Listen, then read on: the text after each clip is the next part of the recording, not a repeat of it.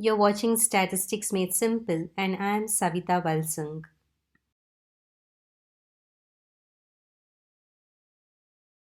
In this chapter, Random Variables, which is an interesting one, I'll be defining what is a random variable, what are the different types of random variables with examples, and we will also be learning what is called as the probability mass function, the probability density function, the probability distribution, the mathematical expectation of a random variable, then the variance and standard deviation of the random variable. Now, this particular chapter is very important as it forms a basis for the theoretical distribution chapter.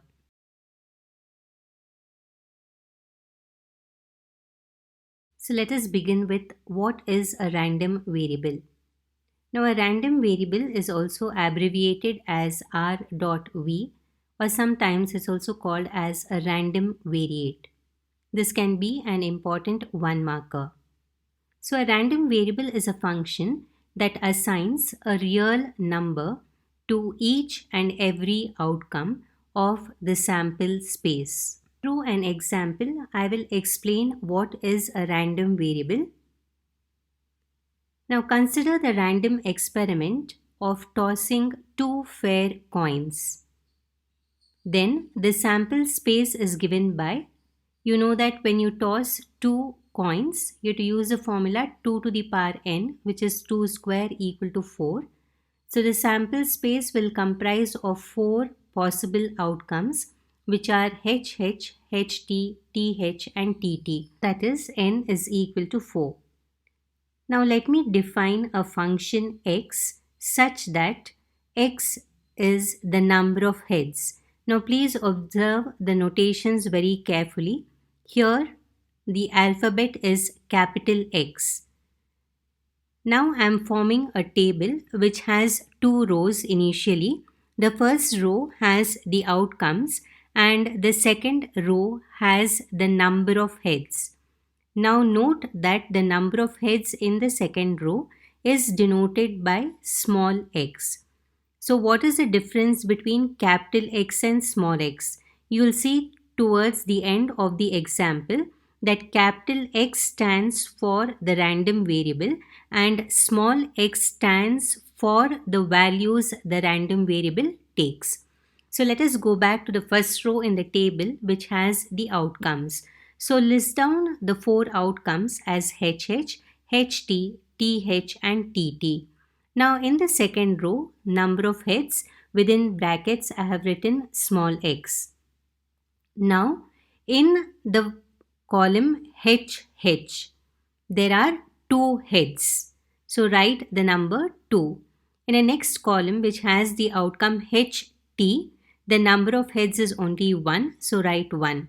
For the outcome TH, again there is only 1 head, so write 1. Whereas for the outcome TT, there are no heads, so the x value will be 0. Let me now explain some of the very important points to remember under random variables topic. The first point is the values the random variable takes is called the range of the random variable. So in the above example, our random variable is capital X, which is the number of heads. And the values this random variable is taking is denoted by small x and the values are 0, 1 and 2. The next point is the random variables are usually denoted by alphabets in capital letters like capital X, capital Y and capital Z. The last point here is the range of the random variable, that is denoted by alphabets in small letters like small x, small y and small z.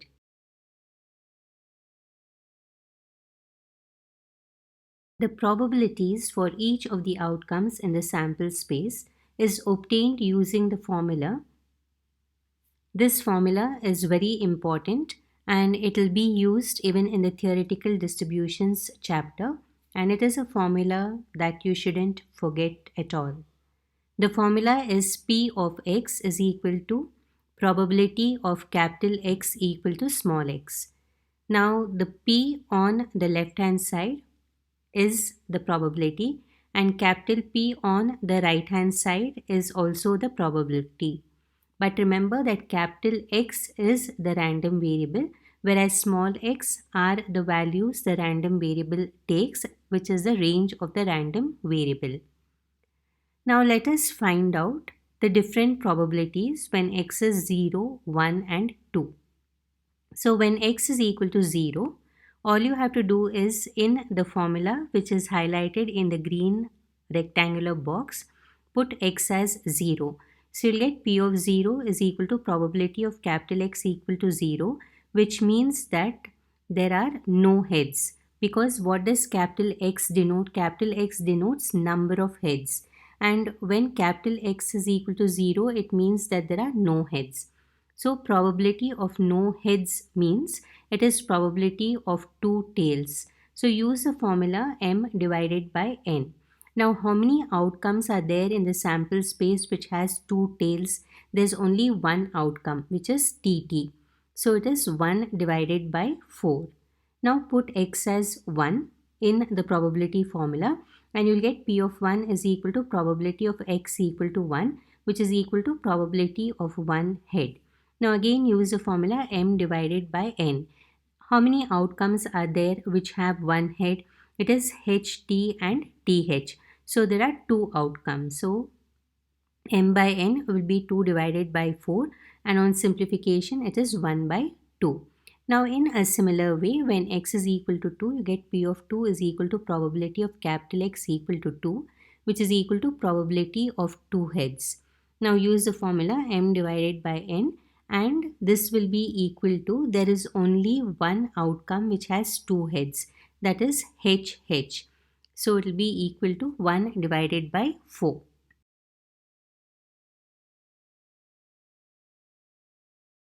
The probabilities corresponding to the outcomes are written in the third row in the table as shown below. So in the first row of the table, write outcomes which are HH, HT, TH and TT. Number of heads in the second row, which is denoted by small x, that is 2, 1, 1, 0. In the third row, we have the probability, that is P of x is equal to probability of capital X equal to small x, which is 1 by 4, half, half, 1 by 4. Now in this table, we see that the function x, what was x? It was the number of heads. It assigns a real value, that is 0, 1 and 2 to each and every outcome of the sample space. And hence x is a random variable which is denoted by r dot v or a random variate. Now the above table can be rewritten as, first you have number of heads which is denoted by small x and the values are 0, 1 and 2. 0 is actually x0, 1 is x1 and 2 is x2. The x's are all in small alphabets. Then you have the probability, which is P of x is equal to probability of capital X equal to small x, which is 1 by 4, half and 1 by 4.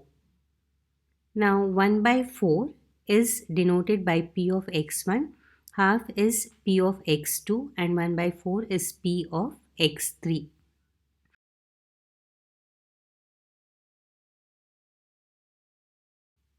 I will now explain the different types of random variables. Now in the exam, please be very careful about what definition is asked. You have learnt what are discrete variables and continuous variables, but now I am going to discuss about discrete random variable and continuous random variable. So a random variable x which takes values x1, x2, so on xn with respective probabilities p of x1, p of x2, so on p of xn is called a discrete random variable. Let us consider a couple of examples. Subdivision A, consider tossing two coins. Let x denote number of heads obtained.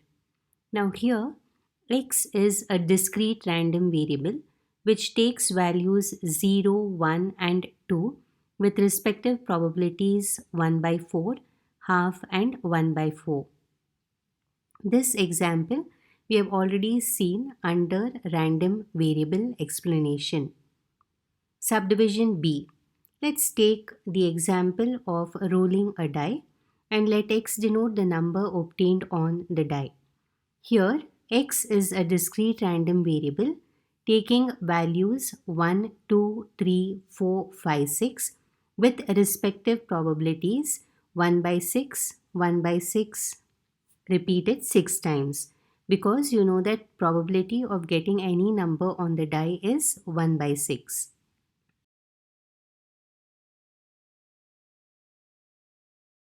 The second type of random variable is the continuous random variable. A random variable which takes uncountably infinite values in a given range is a continuous random variable. A couple of examples are let x denote weight of apples and let x denote height of students. In both these cases, x is a continuous random variable.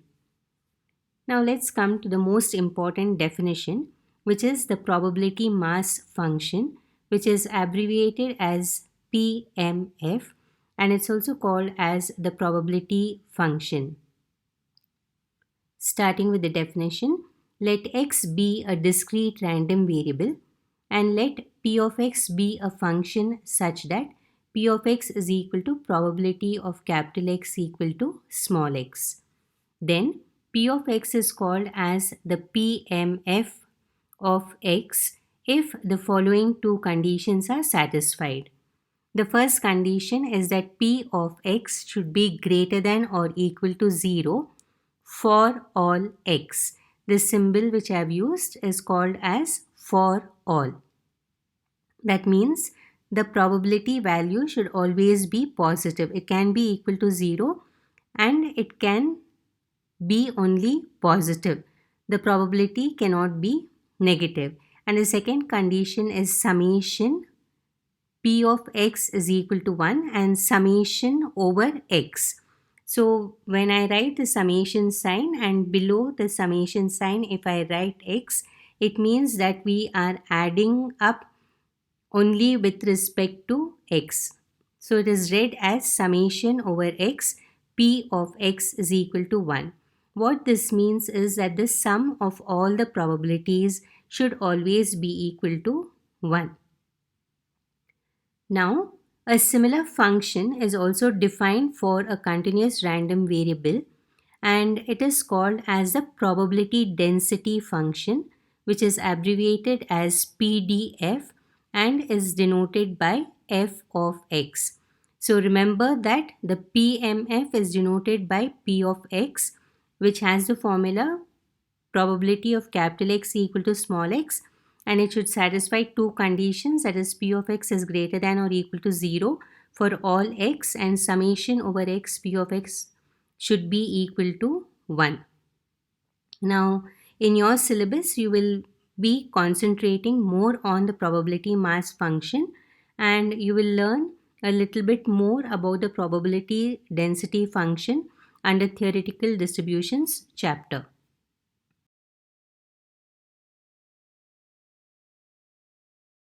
The next important definition is the probability distribution of a random variable. You will see that for most of the problems which we are going to solve on random variables, you have to construct this probability distribution table. Sometimes the probability distribution may be given to you, or in most of the other cases you have to form the probability distribution.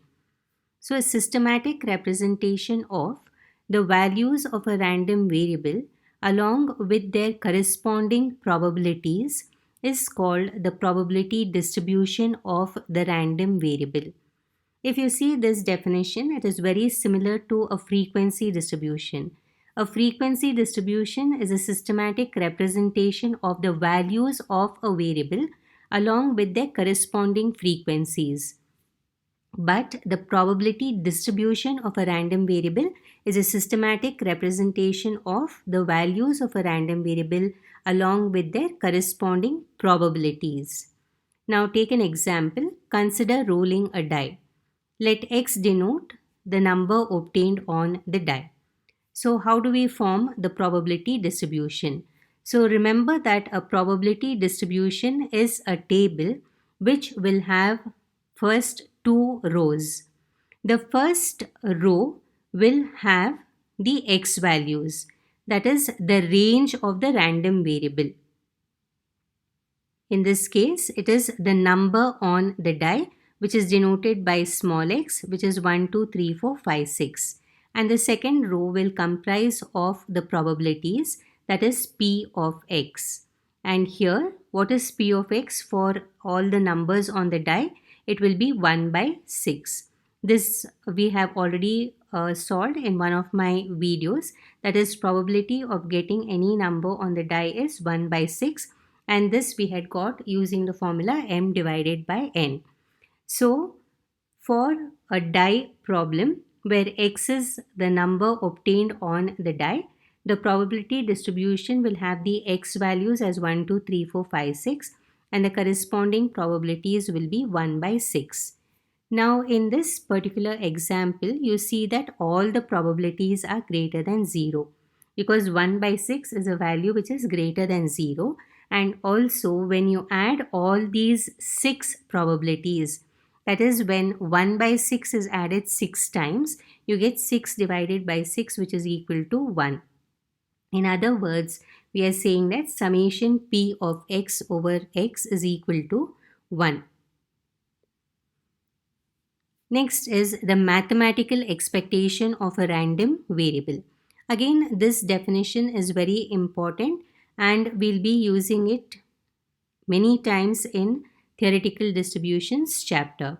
So let x be a discrete random variable with PMF p of x.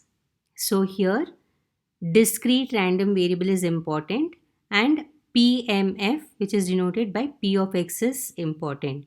So whenever x is a discrete random variable, you'll have the probability mass function, which is denoted by p of x. But if x is a continuous random variable, then you'll have the probability density function, which is denoted by f of x. This also you have to remember.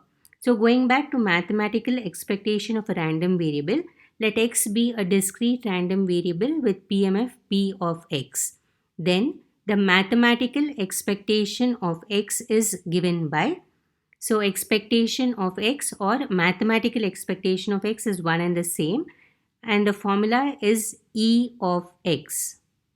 Now here remember very carefully that the expectation E is in capitals and it is the expectation of a random variable. So a random variable should always be in capital letters. So E of x, both E and x will be capital letters, and the formula is equal to summation over x, x p of x. So if you observe very carefully, all the terms which are coming after the summation are in terms of small alphabets. That is, you have small x and then p of x. So small x is the values the random variable takes and p of x is the probability mass function. So E of x formula is summation over x, x p of x.